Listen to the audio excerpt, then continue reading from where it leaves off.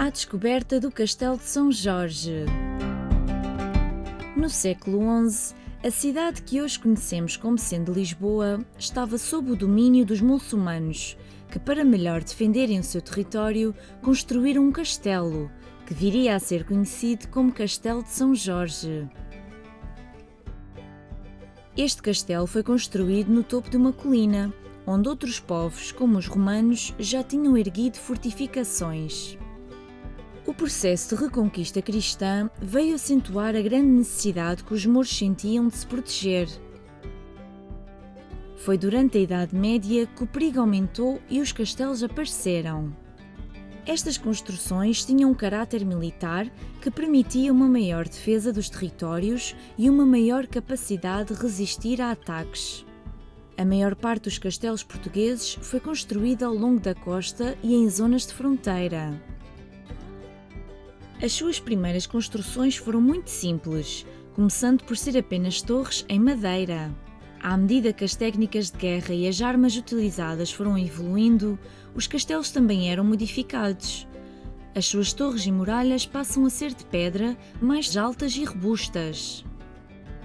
A torre de menagem era o ponto central dos castelos e a partir desta controlavam-se todos os outros espaços. Neste período, a sociedade dividia-se em três estratos: o clero, a nobreza e o povo, e todos deviam obediência ao rei. A nobreza e o clero eram grupos privilegiados com muitas regalias. Já o povo tinha muitas obrigações.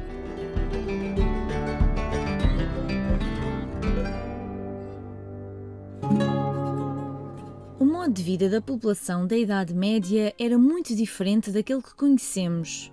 A ciência ainda não era muito avançada e a maioria da população não sabia ler nem escrever. Os seus principais momentos de distração e convívio eram as feiras, missas, procissões e romarias.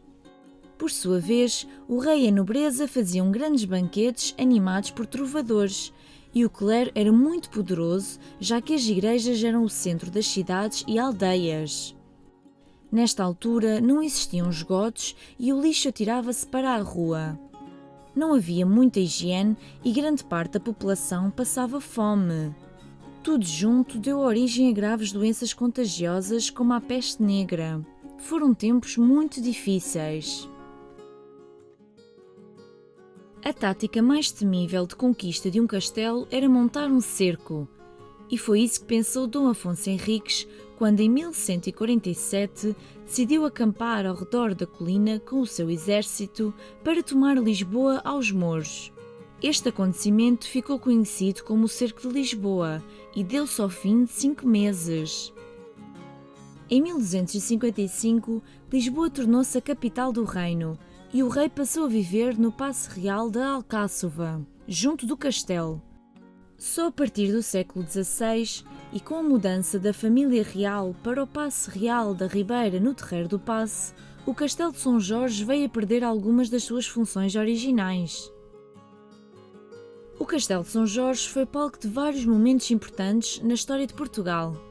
Em 1384, voltou a ser cercado pelo Reino de Castela, e depois de uma crise de sucessão com a morte de Dom Fernando, foi Dom João I quem atribuiu o nome do santo ao castelo.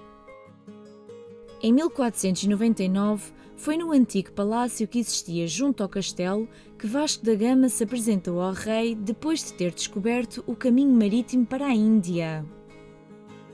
A partir de 1580, durante a dinastia filipina, o castelo voltou a ter mais funções militares, acolhendo uma prisão e um quartel.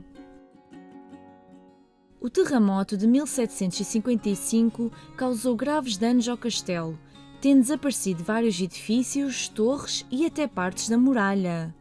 E em 1807 deu-se a primeira invasão ao território português, causada pelo desrespeito às ordens de Napoleão Bonaparte.